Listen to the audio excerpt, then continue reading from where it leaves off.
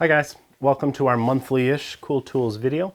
These are some of our most popular videos because it's always fun to just look at the new innovations that are out there in tools, especially if it's something we haven't seen yet.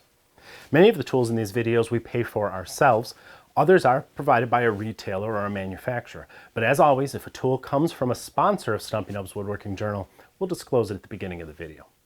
Now today we're going to take a look at a random orbit sander with a uniquely innovative design. We'll compare a low-cost combination square to the more expensive Starrett.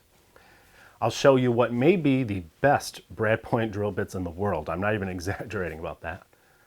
We'll also look at a clever new micro-adjustable router mortising jig, and we're going to give one of those away, so stay tuned for that.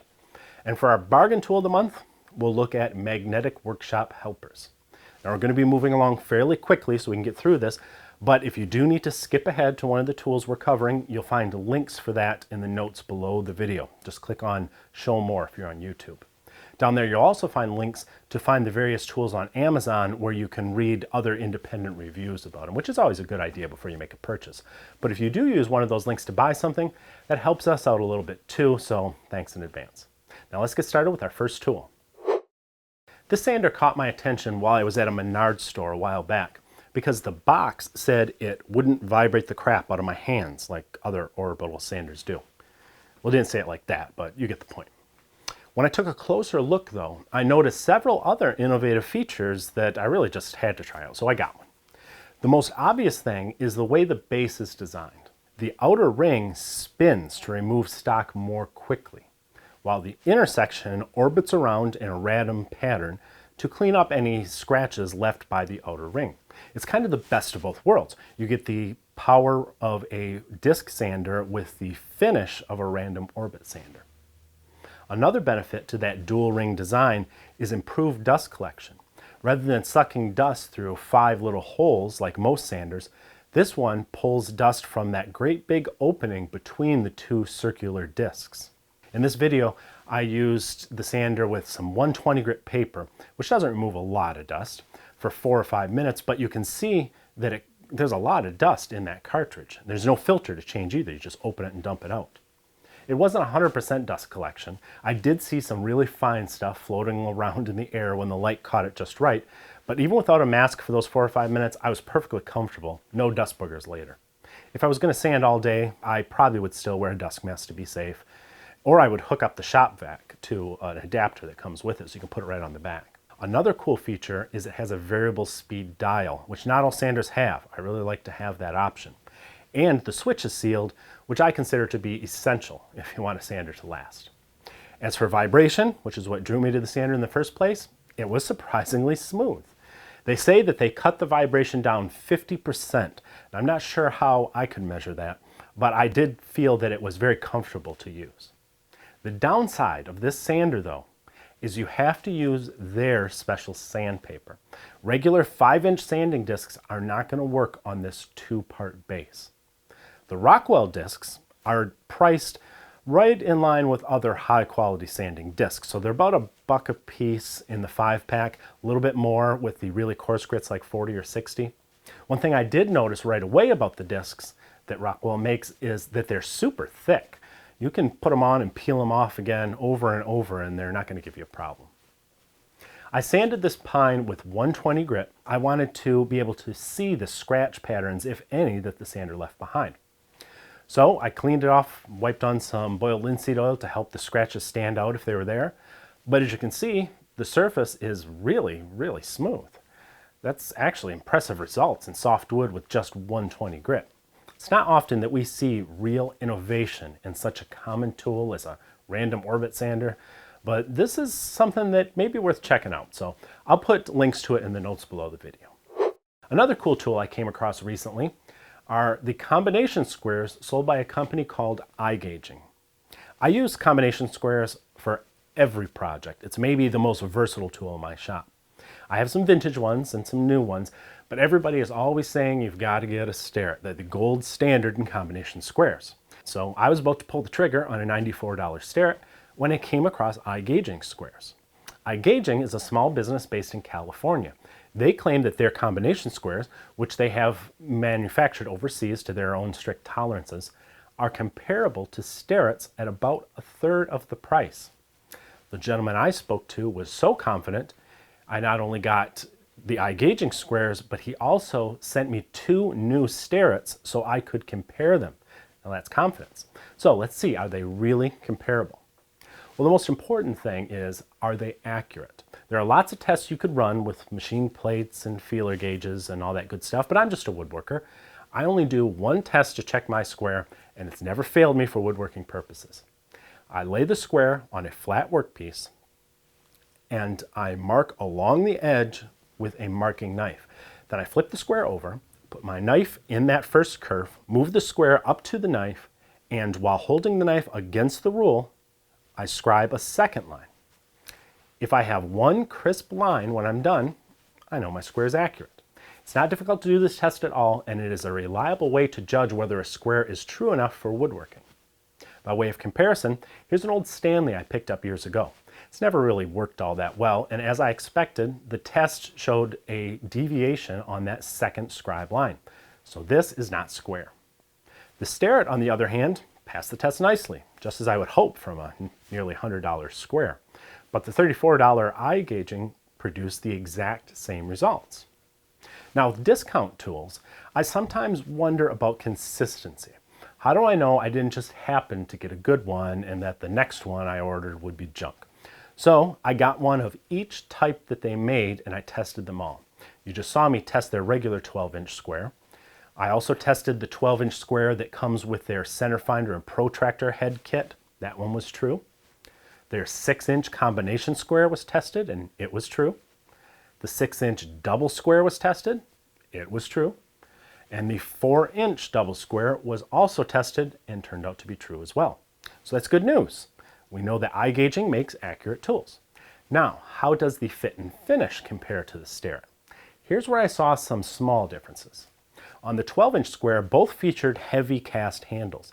Actually, the iGaging casting is a little bit thicker than the Starrett. If you look closely, there are some very minor surface imperfections on the iGaging body. Nothing that would affect its performance. Those critical edges are all perfectly machined, as you'd expect. But I did notice a light blemish or two here and there. The knobs look different. The Starrett style with its 2 rings is easy to spot if you're a Starrett user. But in use, they feel a little different too. The Starrett feels a little bit smoother, especially when you tighten it down and then try to loosen it again. The iGaging knob is easy to work, but occasionally if you tighten it down, it can be a little more difficult with your fingertips to break it free to start loosening it again.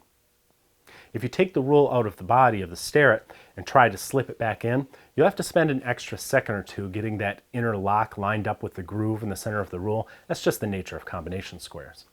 The iGaging took maybe a second or two longer to align. I think it's because the spring inside is a bit stiffer than the one in the Starrett, which would also account for that difference in feel and adjustment in the knob that I mentioned before. The rules of the 2 squares are very similar. The graduations are the same, though the faces are reversed. Both are deeply engraved and easy to read. I found the Starrett to be a little bit darker, but the iGaging lines were a little bit finer, so I don't know what your preference is there. The iGaging ruler has a more matte finish, which I personally preferred, but they're both precisely machined from hardened steel. Another nice thing about the iGaging square is they come in nice protective cases, while the Starretts just come in cardboard. Otherwise, they all seem to be well made, equally accurate for woodworking purposes. The only real difference I noticed was in the fit and finish. If you're a longtime Starrett user and I hand you an iGaging square, you're going to say it doesn't feel the same. The knob's not as smooth and so on. But if you're a woodworker looking for a reliable, well-made tool for about a third of the price, you might want to check out that iGaging squares. So I'll put links to them in the notes below this video. Speaking of high-quality tools, I started using these Austrian-made Brad Point drill bits from Fisch some time ago, and I cannot say enough how impressed I've been with them. Brad Point drill bits are great because the point is very easy to line up with your mark, and it's not going to walk away from your mark as you start boring like regular twist bits will. The problem with most of them, though, is that the tips or the spurs beside the bit catch the wood fibers and tear them around the rim of the hole. And sometimes I just can't afford to take that risk. So I got a small set of essential sizes from Fisch. The idea was I would use these bits when I wanted to be sure to get a clean, crisp hole. But after using them for a while, they're really the only ones I want to use now. Look at the tips. On most Brad Point bits, the points at the end of the flutes pull up the fibers at the beginning of the cut. The Fisch bits have these little rounded cutters near the points. They make contact with the wood first, forcing the fibers downward and severing them cleanly before the points can tear them up. This seems like a simple idea, but it adds another step to the manufacturing process and it makes a huge difference. Also, notice the flutes on the Fisch bits. They're beveled on both sides of the flute with a channel machined into the flat area to create a hollow. Most manufacturers don't take these extra machining steps because they add more money to the cost of making the bit, but the result is better chip extraction and a more consistently sized hole. I usually like to try to mention both pros and cons about a tool, but I honestly cannot find a single thing wrong with these Fisch bits. They're just a pleasure to work with. They are a bit pricey, but when you're boring a hole in expensive veneered plywood or your good mahogany, you don't want to worry about your drill bit. So check them out at the link in the notes below this video. Now this next cool tool is one we're going to give away to one of you, so stick around for a couple more minutes to see what that's about and how you can win, and then after that we'll have our dirt cheap tool of the month. We featured the mPower CRB7 router base system on past videos. It's a router base with a clever micro adjuster feature that does all sorts of cool things. I'm not going to go through it all again here. Just check out the previous video we did at the link in the notes below this one. What I do want to show you today is the new mortising accessory. I've laid out a mortise on my workpiece the way I want it. It can be any size, any location, off center, it doesn't matter. The mortising attachment attaches to the main plate of your CRB7 system. There are two fences and an adjustment knob so that you can move them closer together or further apart so you can place the jig right over your workpiece. You want it just loose enough to slide back and forth freely. The whole thing then slips into the edge guide holes of your router base. It's adjustable, so it'll fit just about any router. What I like about this jig is that there aren't a bunch of stops and complicated things to set up. You just line your bit up close to the line. The micro adjuster on the jig makes fine adjustments easy. You can also set the starting and stopping locations by moving the bit to each end of the mortise and then making a mark next to the router plate where it's easy to see when you cut. So instead of trying to bend down and watch the bit to make sure you stop your cut in the correct spot, you use the cursor and the lines you marked on the top where you can see them. I usually try to size my mortises to my router bits so they can be cut in one pass. But if you need a wider one, even if it's just a hair wider, you can fine tune it with a micro adjuster and just take another pass. This is great for fitting a joint because even if you pull the jig off the workpiece, as long as you don't change the settings, you can slip it back on and then use the micro adjuster to widen the mortise just a little bit if your tenon was too tight. The jig can also be used to creatively do other things like cutting shallow mortises for hinges and locks or even fluting, which is actually kind of cool. Of course, this mortising attachment is just the newest part of the whole CRB7 system. With all of its accessories, it does a ton of other things. In fact, we're going to give you one of the CRB7 systems with all of its accessories, which I think retails like around $200, so you can find out for yourself. And mPower has agreed to ship it to one of you anywhere in the world. So this isn't just a USA only giveaway. To be eligible, you just have to be an email subscriber of Stumpy Nubs Woodworking Journal, which is free, and we're not going to give away your email address. It's only going to be used to send you our e-magazine, which you definitely want, and to randomly pick one subscriber, which will get this awesome CRB7 router system, courtesy of mPower at the end of the month. So head over there, stumpynubs.com, if you're not already a subscriber, and sign up. If you are a subscriber, you're all set. You don't need to do anything. Before we wrap up, let's check out this month's cheap tool recommendation. This is a 15-pound magnetic pickup tool. You can buy these all over the place. I'll put a link to the one I got on Amazon in the notes below. I can't tell you how often I drop something behind my bench or that rolls under it, like a screw or a screwdriver. Heck, this thing will even pick up a hammer. It stays in an apron pocket, and I'm telling you, it saved me more bending over than you could possibly imagine. But I also like to have a bigger one. This is not as handy because it won't go in a pocket, but it will pick up bigger stuff, up to 50 pounds.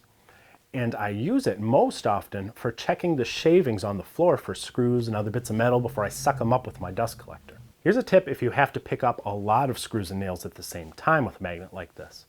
Put a rag over the magnet first and secure it with a rubber band. Then you can pick up all the screws, pull off the rubber band and the rag, and take them all off your magnet at the same time, which is way easier than having to pick those screws or nails off one at a time. That's it for this edition of Cool Tools.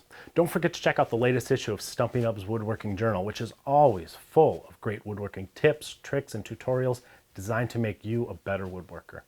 You can read and subscribe for free at stumpynubs.com. And you can sit back and have yourself a cold one, because you've earned it, my friend.